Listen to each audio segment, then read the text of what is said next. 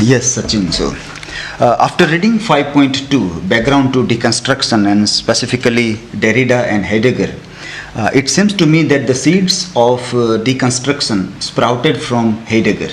Right. Would you please elaborate on this point? Yeah.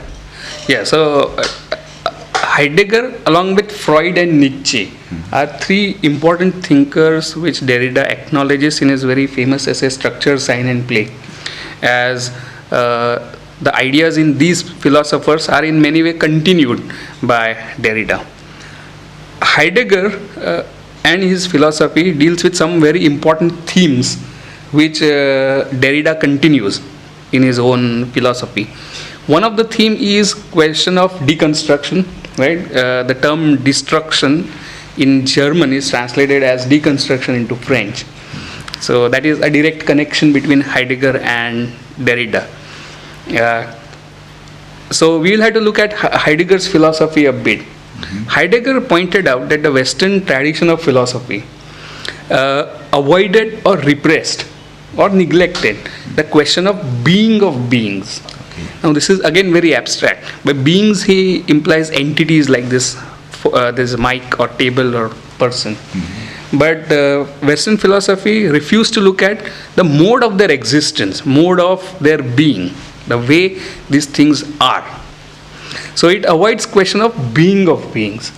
And so Heidegger wants to destroy or dismantle entire tradition of Western philosophy by pursuing the question of beings. And so in his very famous book called Being and Time, he says that he has taken up a project of transforming the way Westerners think. Right? So it's not just philosophy that he is trying to transform, but he is trying to transform the way Western people think.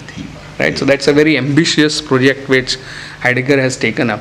And Derrida in many ways continues this project of deconstruction or dismantling and transforming of Western philosophy. So that's one direct connection.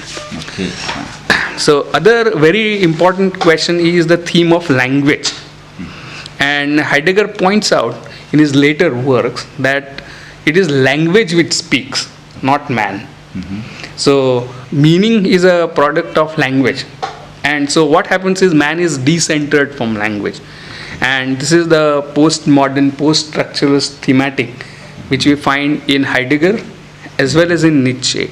That language displaces man from the center of philosophy. So that again Derrida is continuing as the project of displacing man from the center of philosophizing. Like Heidegger, Derrida wants to rethink the very foundation of Western philosophy, and he also wants to reinvent the language in which philosophy is done. So the whole very ambitious project of reinventing language of philosophy is another theme which connects Heidegger and Derrida.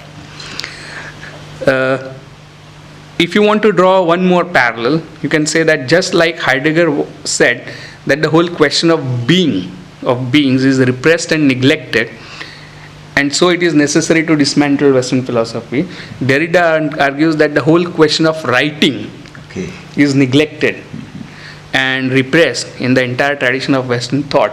So it's very important to displace Western philosophy by focusing on language as writing rather than language as speaking. So what happens here is Derrida is also critiquing Heidegger by saying that you are also looking at language as speech rather than as writing. So the whole tendency to emphasize language as speech rather than writing is what Derrida calls phonocentrism. And it is a manifestation in his own word of what is called metaphysics of presence and what he calls logocentrism.